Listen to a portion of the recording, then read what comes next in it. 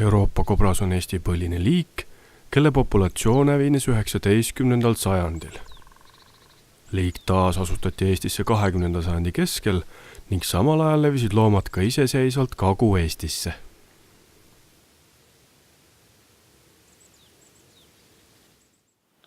Kobras võib kaaluda kuni 35 kilogrammi, olles ühtlasi ka Euraasia mandri suurim näriline.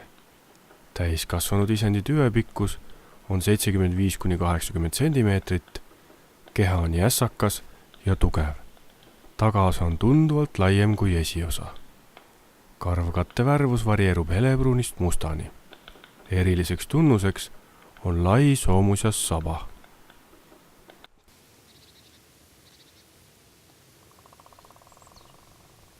Loom on eranditult taimtoiduline, kasutades söögiks ligi 200 liiki taimi. Kõige olulisemad liigid on paju, haab ja kask, milles saab kobras endale talvevaru teha ja mida tarvitatakse toiduks talveperioodil.